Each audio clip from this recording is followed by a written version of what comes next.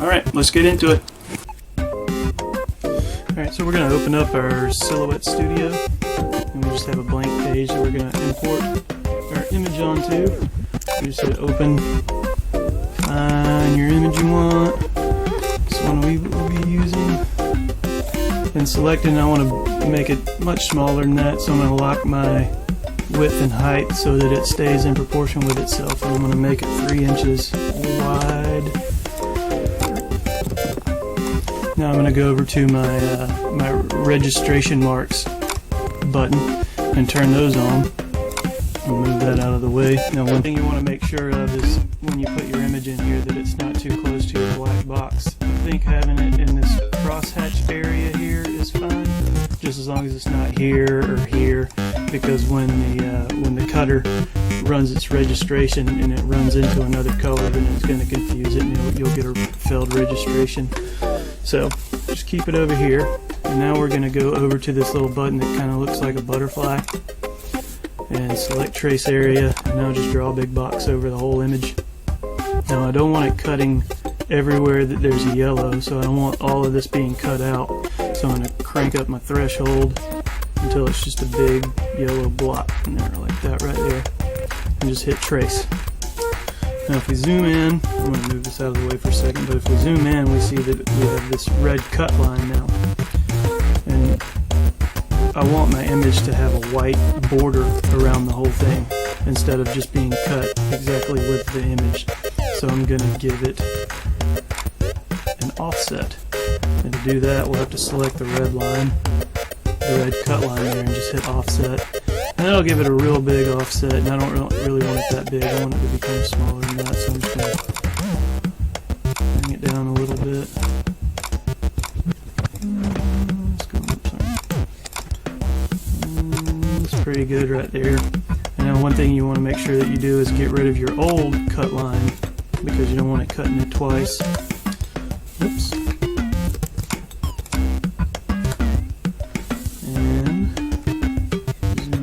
Center my image here.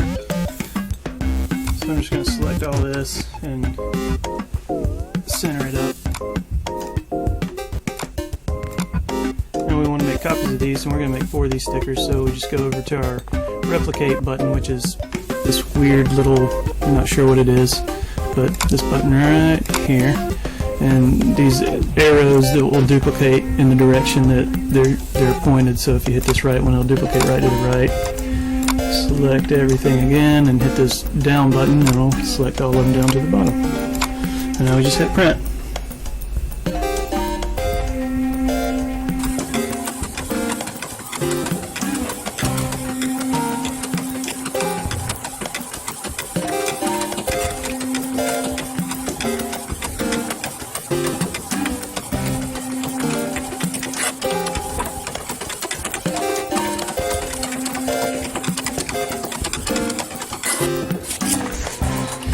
So one thing you want to make sure is when you're printing these out, make sure that these registration marks come up, this little black square and these little brackets here, and this one on the bottom also. In the software I could have brought this one up higher, but I didn't mess with it. I forgot to, but it's okay. It just means I'll waste a little bit more of my Sublidecal paper.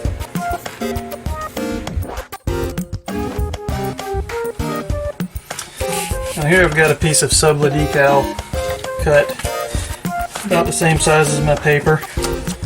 And I always just take a cloth and make sure I'm wiping off fingerprints and whatever else gets on there that might mess up the print.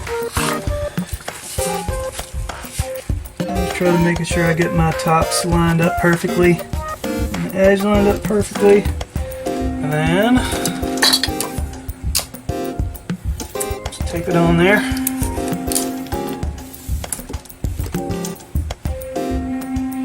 And then we'll move it over to the press. So now I've got my sheet and my heat press, and I'm running it for 215 seconds.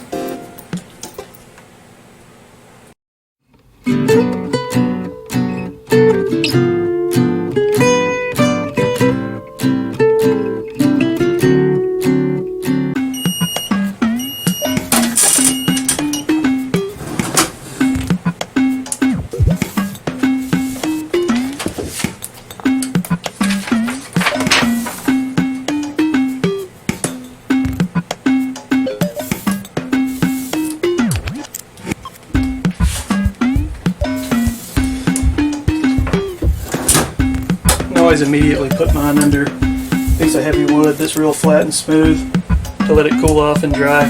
Otherwise it's going to be real curly.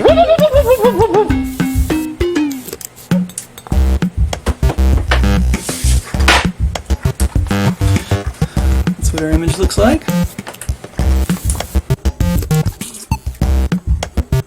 Take your paper and line it up as good as you can with that top line.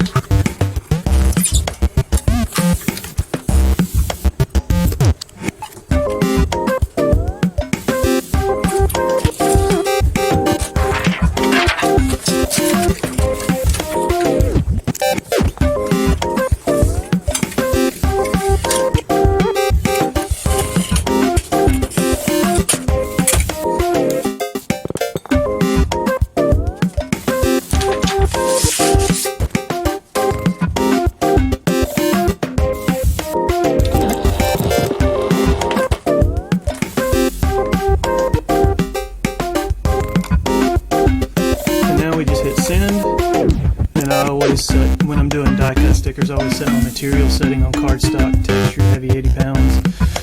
My blade setting over here says 3, but out on the actual physical machine I have it set at 7, just to make sure that it goes all the way through and makes a good clean cut. And set my passes at 2, so that it makes 2 passes on each sticker.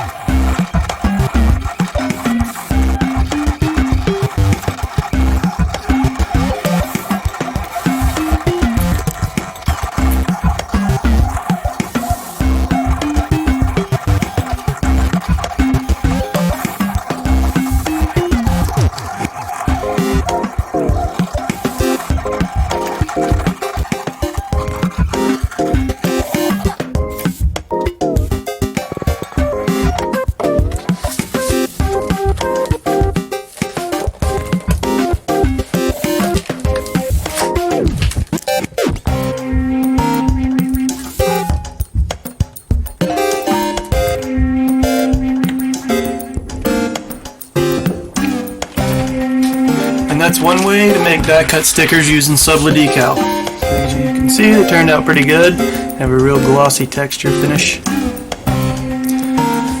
Thanks for watching.